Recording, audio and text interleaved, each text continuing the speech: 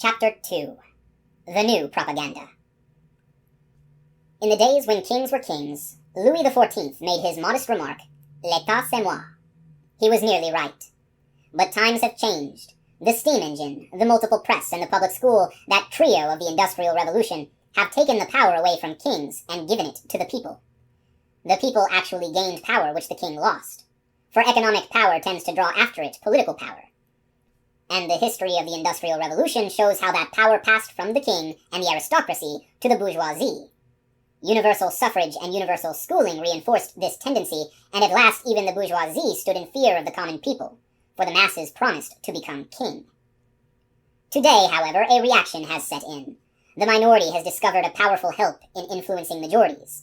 It has been found possible so to mold the mind of the masses that they will throw their newly gained strength in the desired direction. In the present structure of society, this practice is inevitable.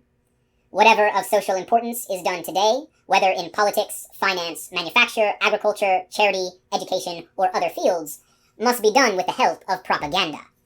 Propaganda is the executive arm of the invisible government. Universal literacy was supposed to educate the common man to control his environment. Once he could read and write, he would have a mind fit to rule. So ran the democratic doctrine. But instead of a mind, universal literacy has given him rubber stamps inked with advertising slogans, with editorials, with published scientific data, with the trivialities of the tabloids and the platitudes of history, but quite innocent of original thought. Each man's rubber stamps are the duplicates of millions of others, so that when those millions are exposed to the same stimuli, all received identical imprints. It may seem an exaggeration to say that the American public gets most of its ideas in this wholesale fashion. The mechanism by which ideas are disseminated on a large scale is propaganda, in the broad sense of an organized effort to spread a particular belief or doctrine.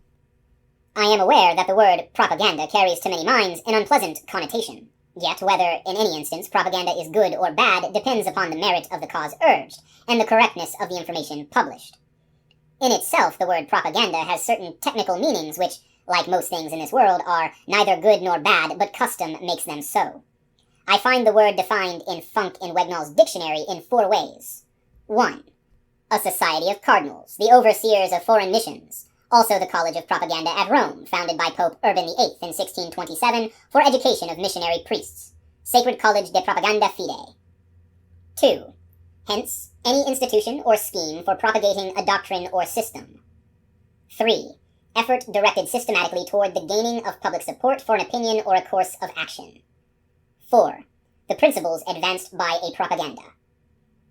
The Scientific American, in a recent issue, pleads for the restoration to respectable usage of that fine old word propaganda. There is no word in the English language, it says, whose meaning has been so sadly distorted as the word propaganda. The change took place mainly during the late war, when the term took on a decidedly sinister complexion. If you turn to the Standard Dictionary, you will find that the word was applied to a congregation or society of cardinals for the care and oversight of foreign missions, which was instituted at Rome in the year 1627. It was applied also to the College of the Propaganda at Rome that was founded by Pope Urban VIII for the education of the missionary priests. Hence, in later years, the word came to be applied to any institution or scheme for propagating a doctrine or system. Judged by this definition, we can see that in its true sense, propaganda is a perfectly legitimate form of human activity.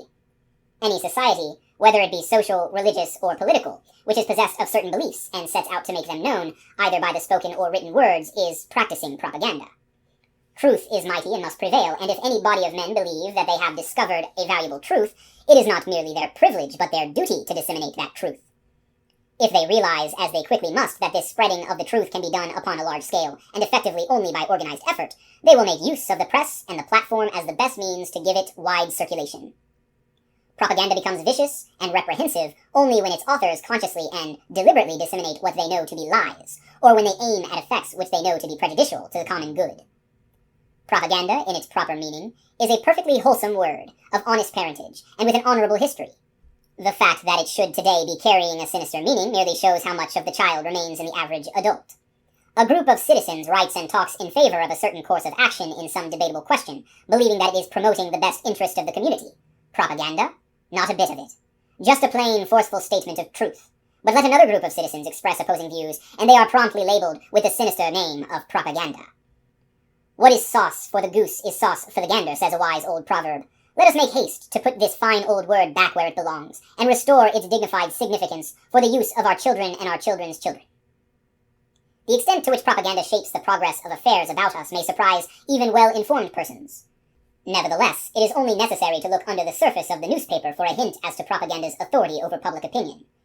Page 1 of the New York Times, on the day these paragraphs are written, contains 8 important news stories. 4 of them, or 1/2, are propaganda. The casual reader accepts them as accounts of spontaneous happenings. But are they? Here are the headlines which announce them. 12 nations warn China, real reform must come before they give relief. Pritchett reports Zionism will fail. Realty men demand a transit inquiry. Our living standard highest in history, says Hoover Report. Take them in order. The article on China explains the joint report of the Commission of Extraterritoriality in China, presenting an exposition of the power stand in the Chinese muddle. What it says is less important than what it is. It was made public by the State Department today, with the purpose of presenting to the American public a picture of the State Department's position. Its source gives it authority, and the American public tends to accept and support the State Department view. The report of Dr. Pritchett, a trustee of the Carnegie Foundation for International Peace, is an attempt to find the facts about this Jewish colony in the midst of a restless Arab world. When Dr. Pritchett's survey convinced him that in the long run Zionism would bring more bitterness and more unhappiness both for the Jew and for the Arab, this point of view was broadcast with all the authority of the Carnegie Foundation, so that the public would hear and believe. The statement by the president of the Real Estate Board of New York and Secretary Hoover's report are similar attempts to influence the public toward an opinion. These examples are not given to create the impression that there is anything sinister about propaganda. They are set down rather to illustrate how conscious direction is given to events, and how the men behind these events influence public opinion. As such, they are examples of modern propaganda. At this point, we may attempt to define propaganda. Modern propaganda is a consistent, enduring effort to create or shape events to influence the relations of the public to an enterprise, idea, or group. This practice of creating circumstances and of creating pictures in the minds of millions of persons is very common. Virtually no important undertaking is now carried on without it, whether the enterprise be building a cathedral, endowing a university, marketing a moving picture, floating a large bond issue, or electing a president. Sometimes the effect on the public is created by a professional propagandist, sometimes by an amateur deputed for the job.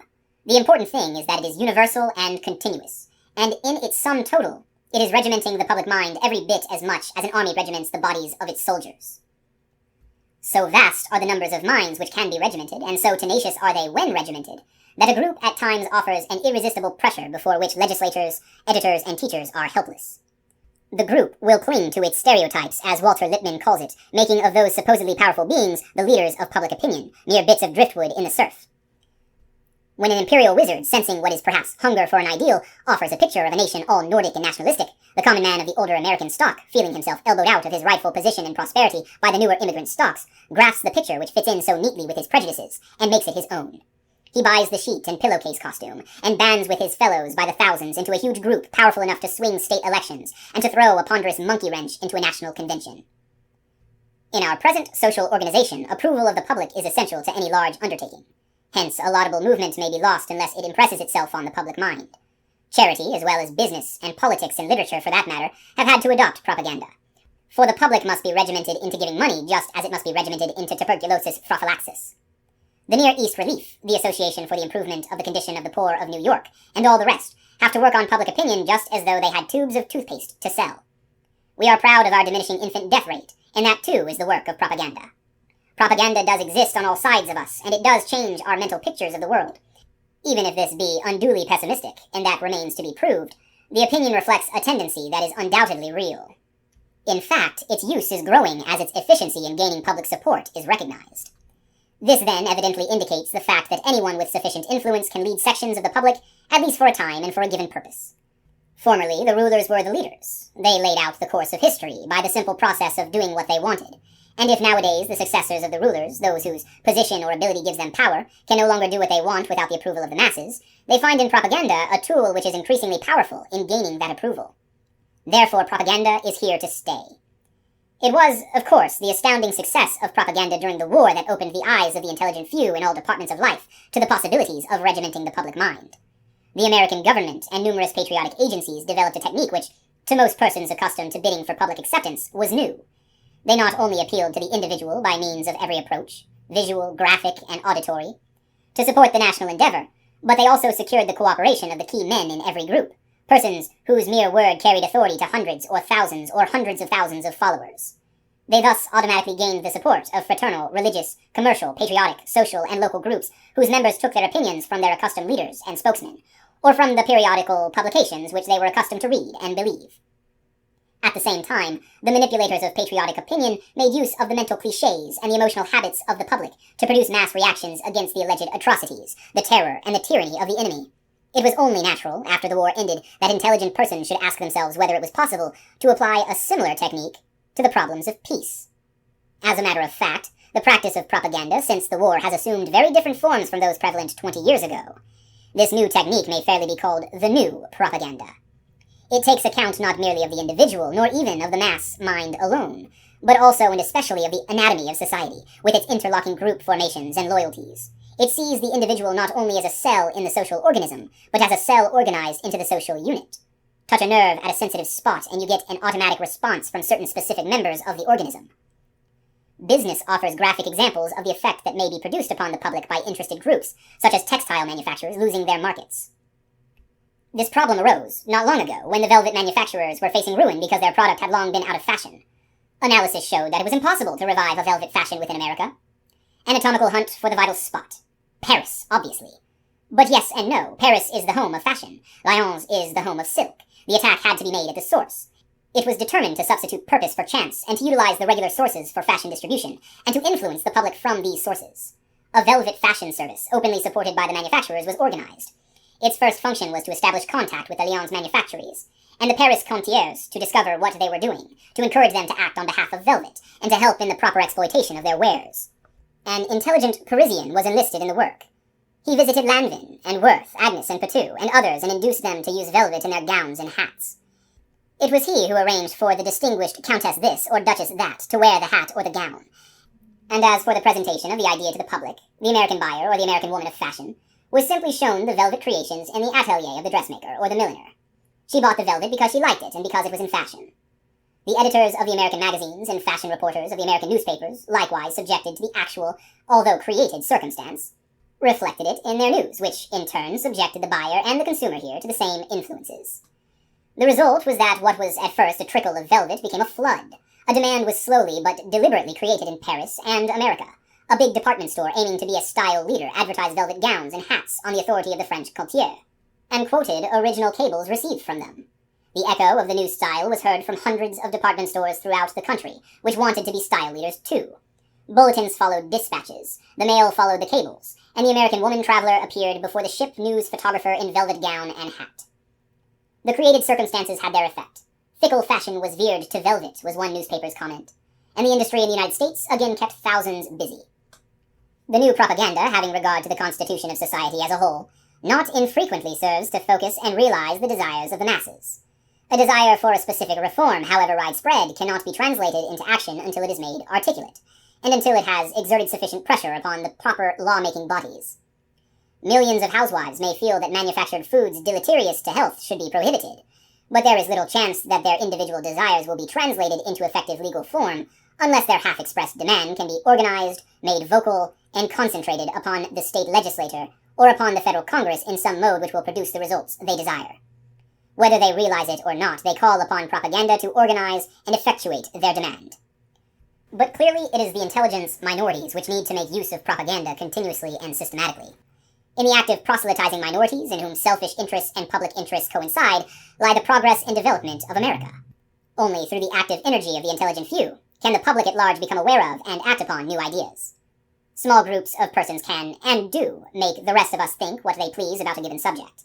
But there are usually proponents and opponents of every propaganda, both of whom are equally eager to convince the majority.